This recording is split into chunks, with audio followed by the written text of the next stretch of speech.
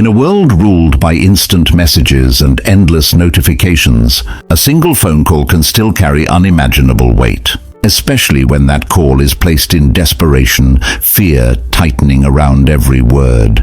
Emergency dispatchers know this better than anyone. Every shift brings voices balanced on the edge of panic, hoping that help will arrive in time. Sometimes it does.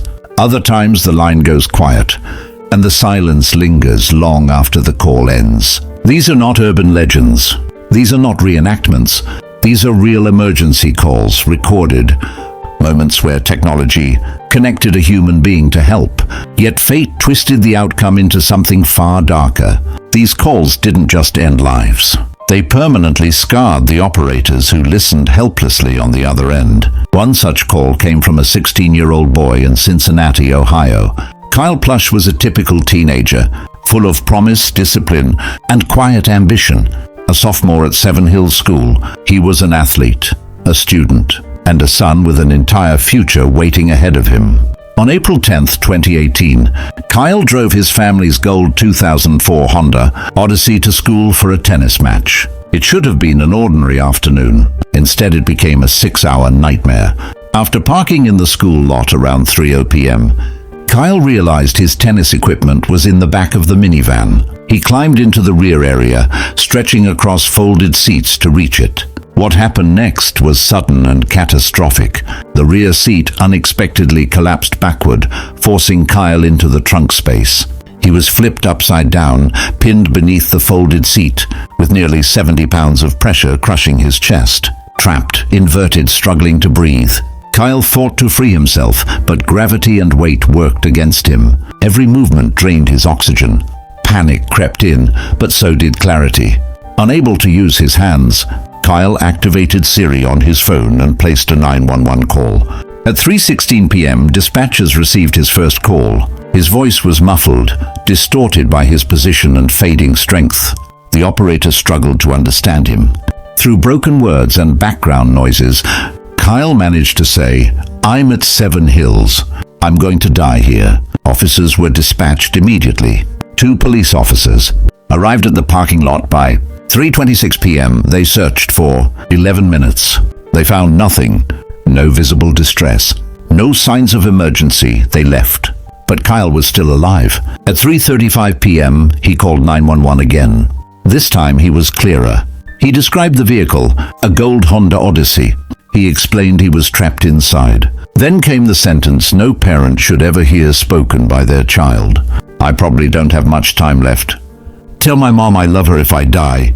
That information, his exact location and vehicle, never reached the officers still nearby. At 3:37 p.m., the call was closed. Kyle was left alone, suffocating as minutes turned into hours. When Kyle Plush was finally found around 9 p.m., it wasn't by police. It was by his father. Kyle's death later led to a $6 million settlement and sweeping changes in emergency response procedures. But for Kyle, reform came far too late. His voice, recorded in those final calls, continues to haunt everyone who hears it.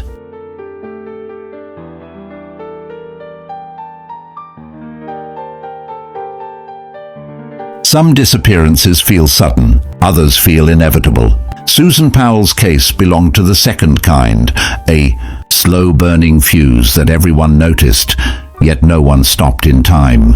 Susan Powell was meticulous by nature. She documented her life obsessively. Journals, emails, notes, small details that painted a picture of a woman quietly unraveling under invisible pressure. She was married to Josh Powell, a man who didn't fit the typical profile of danger. He wasn't loud. He wasn't violent. He was distant, cold, and detached. The kind of man who blends into the background while controlling everything behind the scenes. Susan carried the weight of their family, emotionally, financially, and as a mother. Josh drifted between jobs, growing resentful and withdrawn. Friends noticed changes in Susan. She grew timid, guarded, afraid. Then there was Stephen Powell, Josh's father. Stephen's obsession with Susan went far beyond discomfort. He filmed her constantly, wrote songs about her, followed her with a camcorder, spied on her through hidden reflections while she showered or changed. Susan lived under constant surveillance, hunted in her own home. Josh knew he did nothing. In her journals, Susan wrote words that should have stopped everything. "If I die, it may not be an accident, even if it looks like one." She named Josh directly. Susan had begun researching divorce. She was planning an escape, but time ran out. On the night of December 6, 2009, Susan was home with her two young sons, Charlie, 5, and Braden, 2. Josh claimed he took the boys camping in the middle of the night. During freezing winter weather, on a school night, Susan stayed behind, supposedly ill. By morning, Susan was gone. Her purse remained. Her phone, her shoes, her coat. No signs of struggle, just absence. Police arrived for a welfare check. The house felt wrong, empty in a way that defied explanation. Josh returned later with the children, eerily calm. Officers noticed scratches on his hands and neck. His story shifted repeatedly. Blood was later found in the minivan, but without a body, there were no charges. Then Charlie began to speak. "Mommy followed us. Daddy took Mommy somewhere. Mommy didn't come back." Josh showed no grief, no fear, only mechanical defensiveness. He invoked his right to silence and moved the children to Washington, distancing himself from investigators. Meanwhile, Stephen Powell was arrested on voyeurism charges, still obsessively recording and writing about Susan. Josh left behind a digital will, filled with paranoia, control, and one terrifying message: he would never allow himself to lose his children. It wasn't a cry for help, it was a warning. By 2012, Josh Powell's mental state had collapsed. Courts limited him to supervised visits with his sons. Susan's parents begged for custody, sensing disaster approaching. They were right. On February 5, 2012, Josh arrived at his rental home for a supervised visit. The social worker waited outside. Josh ushered the boys in and slammed the door shut. Moments later, neighbors heard screaming. Josh attacked Charlie and Braden with a hatchet. Then he poured gasoline throughout the house and ignited it. The explosion shook the neighborhood. The social worker called 911 in terror, describing the smell of gasoline, the locked door, the danger she sensed too late. Emergency crews arrived, but there was nothing to save. Both boys died from blunt force trauma and smoke inhalation. Josh died in the fire. Investigators later confirmed what had long been known. Josh Powell murdered Susan Powell. Susan's body was never found. The state was later sued and lost, leading to reforms in how child services handle high-risk domestic violence cases. Justice came, but years too late. Some warnings are written clearly. The tragedy is ignoring them. Growing old is inevitable. Being abandoned by a system is not. Loretta Pickard was 76 years old, living alone in Lakeland, Florida. Recovering from hip surgery, she relied entirely on her walker. Speed was never an option. On November 23, 2018, her house caught fire. Loretta didn't hesitate. She called 911 immediately.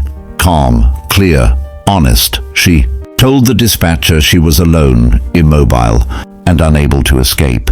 Smoke filled the house as she waited. For nearly 20 minutes, she stayed on the phone. Sirens approached. Firefighters arrived. Loretta was still alive. "They know I'm in here, right?" she asked softly. Fire crews stood outside for 8 agonizing minutes while Loretta remained trapped inside the burning home. Protocol confusion. Communication failures. Critical information never reached the right people. The exception to enter immediately was never used. Loretta believed rescue was moments away. Her voice weakened, breathing slowed. Then came the silence. When firefighters finally entered, Loretta Pickard was dead. Later, investigators revealed a fire captain had recorded a Snapchat video of the scene while Loretta was still inside. Public outrage followed. A 242-page investigation exposed failure after failure. Policies changed. Training was updated. Leadership resigned. None of it saved Loretta. Emergency calls don't always end when the line disconnects. Some continue forever, in memories, in recordings, in unanswered questions. Kyle Plush believed help was close. Susan Powell knew danger was coming. Loretta Pickard trusted rescue was moments away. They were all wrong. Their calls remain, a reminder that communication alone isn't enough. Systems must listen, people must act, and silence once it arrives cannot be undone.